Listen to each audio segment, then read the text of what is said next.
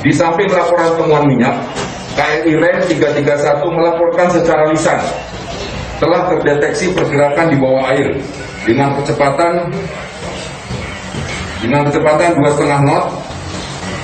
Kontak tersebut kemudian bilang, sehingga masih tidak cukup data untuk mengidentifikasi kontak dimaksud sebagai kapal selam. Sementara ini untuk menindaklanjuti atau untuk mencari hasil yang kemarin diperoleh oleh KRI Rimo. Jadi kemarin ada KRI Rimo yang disampaikan oleh Bapak Kasal bahwa ada satu titik magnet yang cukup kuat. Nah itu mudah-mudahan itu tidak berubah, akan dikejar itu.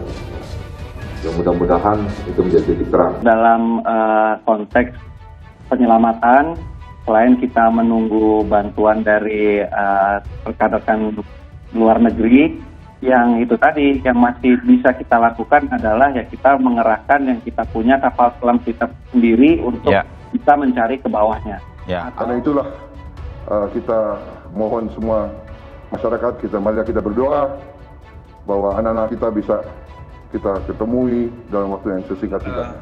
Kejadian ini juga terjadi di beberapa negara. Jadi bukan hanya di Indonesia, tetapi negara seperti Amerika, Rusia, Argentina, Prancis pernah mengalami hal yang serupa. Mungkin pengalaman-pengalaman mereka bisa kita gunakan untuk bagaimana teknis pencariannya.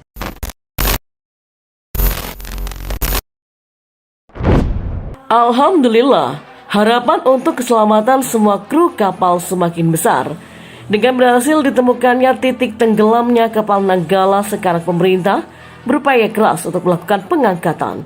Walaupun ini tidak mudah, setidaknya harapan itu besar.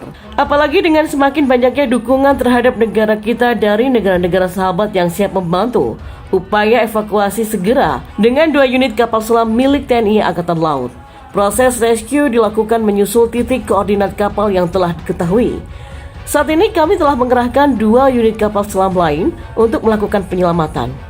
2 kapal selam sedang dalam perjalanan ke titik untuk rescue, kata Laksamana Julius Wijoyono. Dan kabar ditemukannya titik tenggelamnya kapal membuat Presiden Jokowi menekankan keselamatan awak kapal KRI Nanggala 402 menjadi prioritas utama pencarian. Hal itu disampaikan dalam keterangan pers Presiden RI terkait KRI Nanggala 402 di Istana Bogor.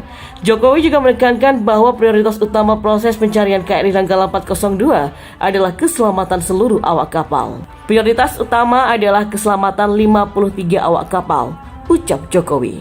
Selain itu, Jokowi meminta keluarga para awak kapal KRI Nanggala 402 untuk percaya kepada pemerintah yang terus berupaya dalam proses pencarian.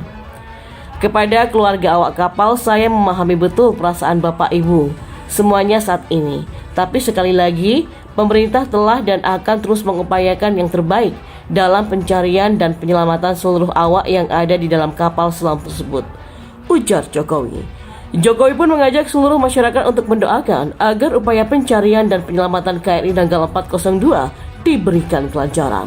Kita sebelumnya sudah tahu, dalam proses pencarian kapal selam KRI Nanggala 402, TNI Angkatan Laut juga dibantu oleh sejumlah instansi pemerintah seperti Polri, KNKT, BPPT, dan juga Basarnas. Selain itu, 3 negara tetangga juga ikut membantu mencari KRI Nanggala 402. Dengan adanya bantuan pencarian tersebut, Hadi Cahyanto pun berharap kapal selam KRI Nanggala 402 bisa segera ditemukan. Dengan semakin banyaknya bantuan dari pihak dalam dan dari luar, membuat masyarakat sangat senang. Karena dengan begitu, maka upaya pengangkatan akan berjalan lebih cepat.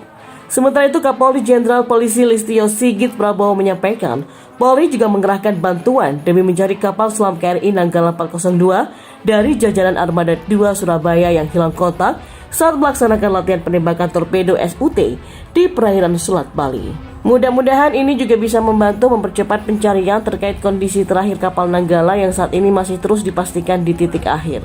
Tutur Listio di Base of Landut Gusti Ngurah Rai Badung, Bali. Dan menurut Listio, kapal pembantuan dari Polri dikirim dari wilayah Nusa Tenggara Timur, Bali, dan Jawa Timur. Keseluruhan dipastikan siap mendukung pencarian kapal selam KRI Nanggala 402.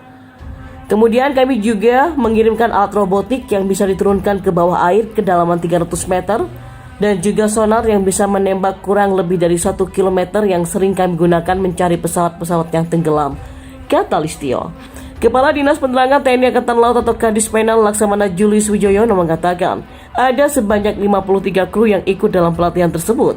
Saat ini tim SAR baik dari TNI maupun instansi lain sudah mengerahkan seluruh peralatan dan kemampuan yang ada. Untuk kesulitan teknis, dalam hal ini menemukan titik kapal selam itu belum ada. Hanya semua peralatan sudah kita gerakkan termasuk bantuan dari Polri, Basarnas, dan unsur lain sudah kita kerahkan. Untuk menemukannya pun masih butuh waktu, kata Julius saat konferensi pers. Diberitakan tim pencarian dan penyelamatan atau SAR kapal selam KRI Nanggala 402 yang hilang kontak saat latihan di perairan Bali. Kepala Pusat Penerangan TNI Majen TNI Ahmad Riyad mengatakan 9 titik tersebut termasuk titik lokasi tumpahan minyak dan titik ditemukannya daya magnet yang sangat kuat. Jarak antara satu titik dengan titik lainnya, kata Riyad, sekitar 10 nautical mile. Lokasi titik-titik tersebut, kata dia, berjarak sekitar 23 nautical mile atau 40 km dari celukan Bawang. Sesuai dengan data yang kami terima sampai sore hari, ada 9 titik termasuk ada yang tumpahan minyak maupun ada yang daya magnetnya sangat kuat. Jadi ada 9 titik tersebar, jaraknya 23 nautical mile dari sini dan tersebar kurang lebih mungkin sekitar nautical mile luasannya. Itulah sedemikian banyak sehingga sekarang sudah ada pembagian, kata Riyad. Saat ini, kata Riyad, baik dari unsur TNI maupun unsur instansi lainnya sudah mendapatkan pembagian sektor pencarian. Namun demikian, ia mengatakan sampai saat ini tim masih belum berhasil menemukan lokasi keberadaan kapal selam KRI Nanggala 402. Menurut seorang dosen di University of Kentucky yang telah menulis tentang subjek tersebut, ia mengatakan bahwa kapal selam sangat sulit untuk dilacak. Ada beberapa cara agar kapten atau kru dapat mengetahui lokasinya jika dalam kesulitan. Metode ini termasuk mengirim panggilan sinyal ke kontak di pangkalan angkatan laut atau kapal sekutu, ataupun melepaskan perangkat yang mengapung ke permukaan tetap terpasang ke kapal selam. Kapal selam ini akan membuat sinyal itu ketika dipanggil untuk melakukannya, katanya kepada BBC. Tim penyelamat tidak bisa mencapai di bawah 600 meter, kata Little, dan di bawah itu setiap kapal selam memiliki kedalaman yang menghancurkan, di mana strukturnya tidak akan mampu menahan tekanan air.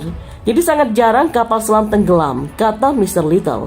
Terakhir terjadi pada tahun 2000, ketika kapal selam Rusia Kursk tenggelam di Laut Barents dan menewaskan 118 awak di dalamnya.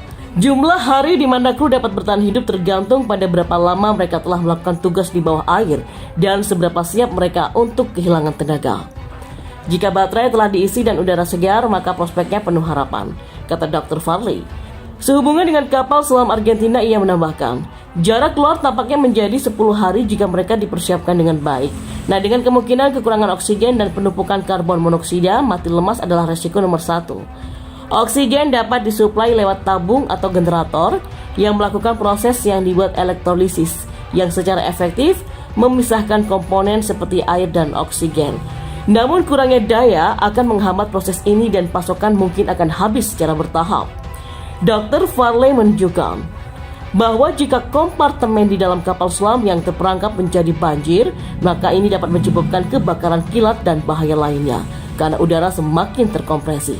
Jika kapal yang tenggelam mengalami masalah saat kembali ke permukaan, maka prosedur dapat disiapkan untuk membantu mengangkatnya. Untuk mengontrol daya apung, maka tangki bahan bakar atau pemberat yang dapat menambah bobot dapat dikosongkan dan digunakan untuk mengangkat kapal selam. Untuk mencapai hal ini, maka bahan bakar diesel atau pemberat dilepaskan, mengosongkan tangki, dan ruang kemudian diisi dengan udara. Kapal selam juga punya pembangkit listrik tenaga air kecil, sayap yang disesuaikan untuk memungkinkan air bergerak ke berbagai arah saat kapal mengangkat haluan dan buritannya ke atas atau ke bawah untuk membantu.